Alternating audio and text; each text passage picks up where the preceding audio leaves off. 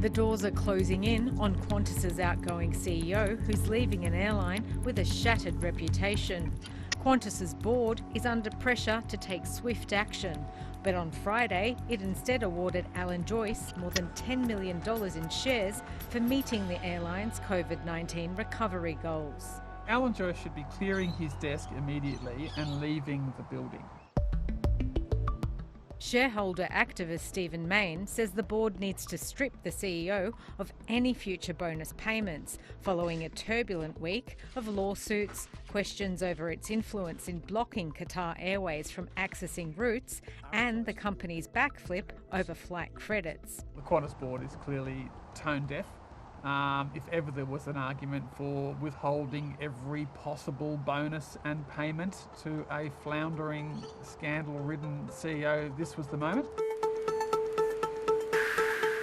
The company was forced to issue another apology to its customers following Australia's consumer watchdog announcing it's taking Qantas to court for selling 8,000 tickets to flights that were already cancelled.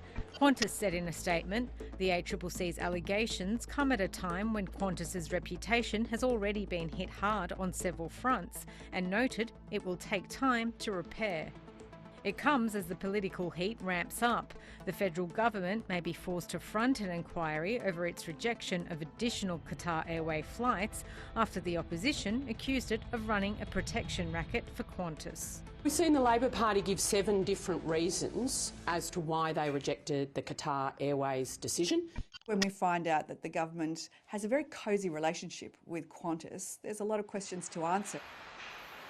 Former ACCC Chairman Alan Fowles says allowing Qatar Airways entry could have brought prices down. The government has lost a lot of public trust with this decision, and it's particularly bad because they're trying to launch a competition review. The airline has also been under pressure to backpay $2.7 billion in taxpayer subsidies handed out during the pandemic, including about $900 million in JobKeeper payments. The Prime Minister finally weighed in after the Treasurer previously said the airline wouldn't be made to pay it back.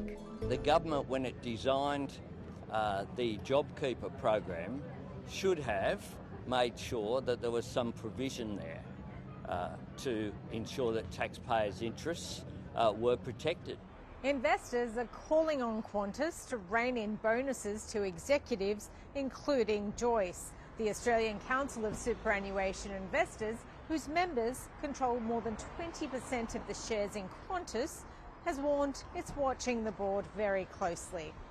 It's just a very arrogant, intransigent culture where Qantas knows best, Qantas always wins, Qantas never gives in to their critics. After 15 years in the top job, Alan Joyce was hoping to leave Qantas on a high. Instead, the airline's flying into yet more turbulence.